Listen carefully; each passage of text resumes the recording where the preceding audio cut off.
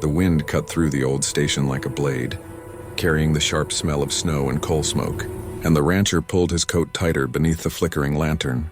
Christmas Day had arrived quietly, without carols or laughter. It's getting colder only falling out snow here. and the distant whistle of a train that never seemed to reach the platform. He had finished his business in town and now stood waiting, boots planted on frozen boards, heart heavier than his saddlebags. Christmas had a way of stirring ghosts, and he'd learned to stand still and let them pass. That was when he noticed her. She stood apart from the others, as if the cold itself had pushed her to the edge of the world. Her dress was too thin for the weather, faded and worn, clinging to her like a life she could no longer afford to mend. In her arms, a small boy lay pressed against her chest, his face pale, his breath shallow.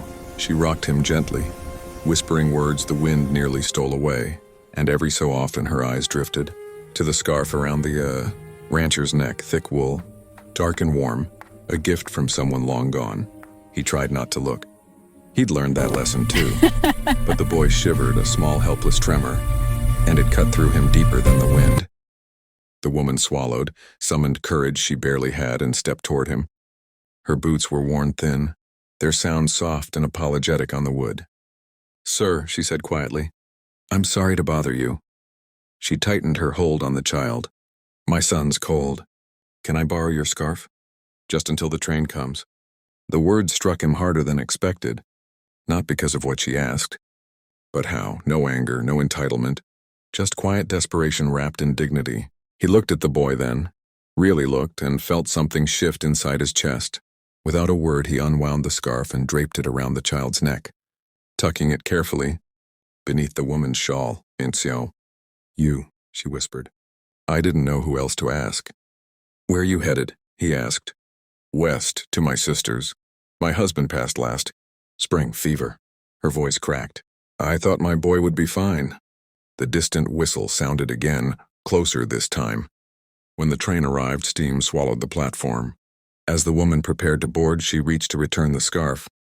He shook his head. "Keep it," he said. "He needs it more than I do." The train pulled away, carrying them into the snowy night.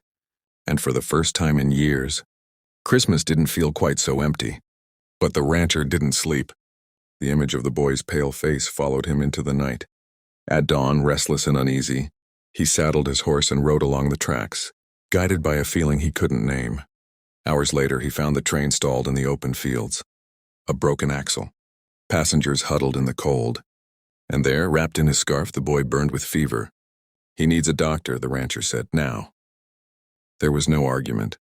He lifted the boy, helped the widow onto his horse, and rode hard, through snow and wind to a nearby town. The doctor worked quickly. Hours passed like years. When the fever finally broke, the widow wept openly, her hands shaking with relief. "He'll live," the doctor said. That night, the rancher sat by the window of a small room, listening to the boy's steady breathing. By morning, color had returned to the child's cheeks. He smiled weakly at the rancher. "You came back." The rancher nodded. "I said it was warm." When they parted, the widow offered what little she had: food, shelter, gratitude beyond measure. The rancher rode away lighter than he had in years. Christmas had given him something unexpected, not a miracle, but a reminder. Kindness, once given, has a way of finding its way back. And if this story touched your heart, remember, stories like these live because people choose to listen and share them. Subscribe to the channel for more powerful, emotional stories that remind us how a single act can change a life. Stay with us because the next story might just change yours.